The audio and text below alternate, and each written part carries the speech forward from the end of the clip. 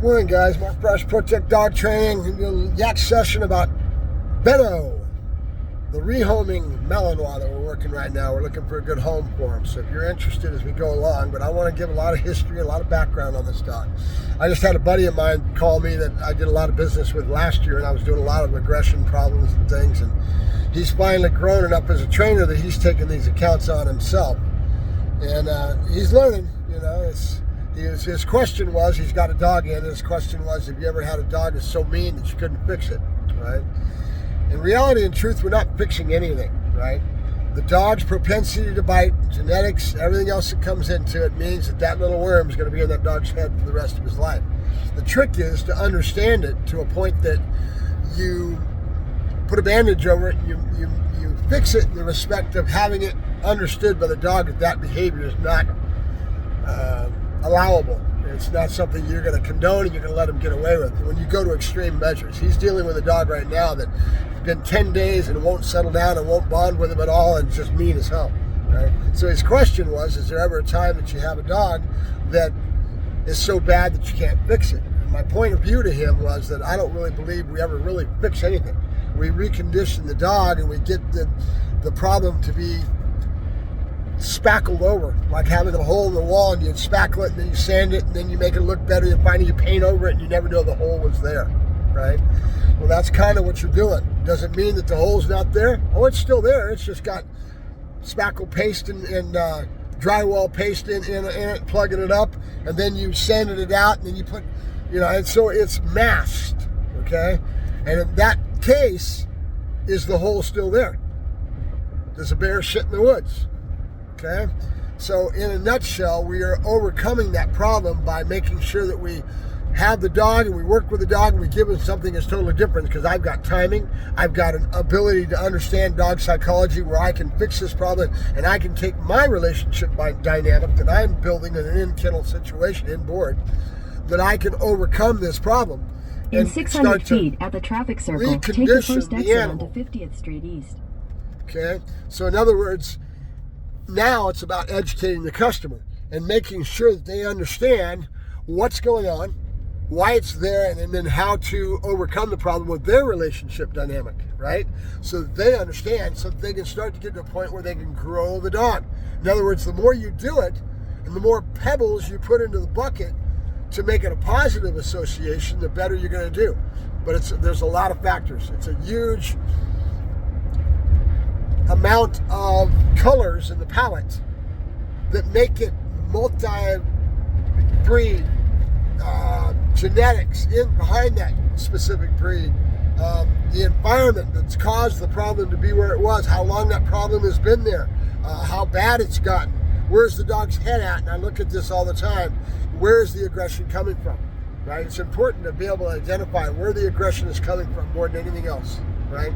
So back to Benoît, his aggression is coming from fear. He wants to drive it away. And we talk about that all the time, but it's not every dog that gets aggressive that he's got. My buddy that I was talking about with him, with this real aggressive dog he's dealing with right now, is a pit bull mix, okay? That means that dog's pain threshold is a lot higher, and they're bred to associate that pain towards fight, right?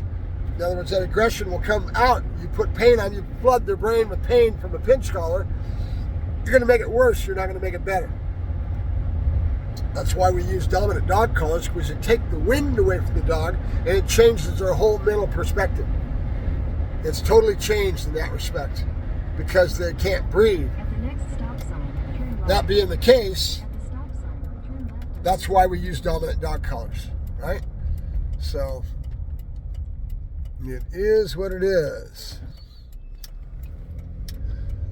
So that's kind of my explanation of it. I wanted you guys to understand that you never totally fix a problem, which especially with a dog that's of this degree with aggression and how long's it been there, where did it come from, and where the dog's maturity is at. I mean, if you have a very young dog that's showing, little puppy that's showing all kinds of aggression and teeth, you can work that dog through that pretty easy, right?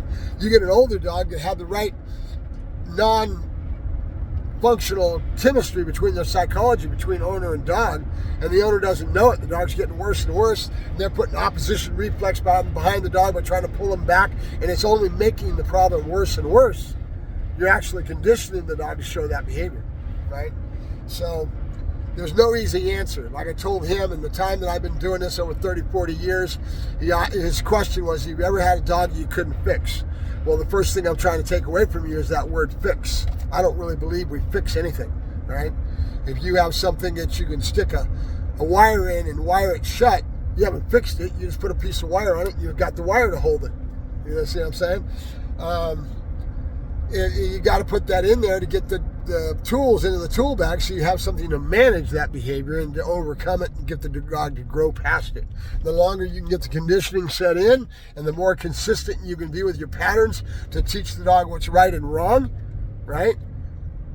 That's the way. But again, you got to understand where the dog's head's at. Where's the aggression coming from? If it's fear, we need to do some confidence building. We need to get a saturation environment and all the little tricks that go into bringing that dog's confidence up better so that they can accept maybe an environment that they don't really feel comfortable in because they're afraid, right? They're afraid of that environment. They didn't get properly socialized when they were puppies, right? So that's my opinion on that. Back to Benno, when we started our conversation, Benno is a dog that's only got a fear based on wanting to drive something away. And he's young enough that and with the right handler, somebody that knows their dogs well enough, this is not a problem, right? But it really does come up. If I place Benno with another inadequate handler, somebody that doesn't have the ability, is weak in their ability to understand dogs, they've never been around a dog, they're just like the customer you just came from, didn't have the ability to communicate with the dog in the right way, that basically made this problem get worse and worse. It was weakness coming from the handler. And that's just, people don't realize that. The dog draws on you. And if you're a weak handler, you're going to end up having problems come out that might not manifest or might not be there with me, right? So because I'm a pretty strong handler and I make sure I use that strength to build moxie in the dog and in how I treat them. And it's hard to understand that. It's hard for me to explain that. But how I treat the dog matters. You know, I grab the dog by the jowl, give him a hard pat, let's go, come on. I mean, it's all in how I treat the animal. And by doing the right things in that respect, you're going to get the dog to be stronger. And you don't even realize most people don't understand it. They don't understand that so much of my emotional energy that I put into the dogs that I work is there for a reason. Right? Other trainers will poo-poo it because I talk too much, I chatter too much. I'm communicating to the animal. And once the dog starts to learn that communication, I've got it with Benno as a good example. I can say nope, and Benno goes, oh, because he's a very sensitive dog. And he wants to please me. He doesn't like being in trouble. So he wants to do the right thing. He just doesn't know understand what the right thing is. You know? But again, placing him with the right handler, the right person, the right human in his life is going to be the deciding factor in making sure that we fix Benno. It's not the dog, it's the person. The person's strength and ability to be around the dog and understand what a strong and stout dog is all about. Benno's not a strong and stout dog. He's not a weak dog. Well, he's just been mishandled improperly that didn't give him the full benefit of the growth that he needed to have in growing him properly, right? I'm going to have a litter of puppies coming up, guys. When I get this litter of puppies, you're going to see me build my puppies. And I put them through all kinds of things to grow those puppies, to give them that start in life that's going to be critical to their development and staying out of the pound, right? And then the next step in being critical and making sure that I don't give them a life of having to go through this whole vicious cycle of people getting dogs and then going and saying it doesn't work out, it's not a good dog for me, and they've screwed the dog up. All these problems are there because their inabilities, the dog outmatched them, and then they run to the pound. Whose fault it is? Not the dog's, it's the human, right? I'll keep coming back to that to my last breathing day, that the human factor in a dog's life is all the reason those dogs are sitting in the pound. All those dogs are being put down not because of the dogs, because of the people's ignorance and inability to understand the dog that they've got in their hands, right? They're not having the time because their lifestyle is so busy doing all these other things. The dog doesn't mesh with their lifestyle. That's why I always tell people it's real important to do your R&D to figure out what breed you do want that's going to match your lifestyle, who you are as an individual. If you're the type that's an older person maybe that sits on the couch all the time and watching TV all day long, Malinois is probably not the best dog for you. Okay, so keep it in mind. But Beno's going to be a damn good dog. I've got to get him through this, and I'm looking for some resources. If anybody's got a group class out there, anyway, in that regards, give me a yell, let me know.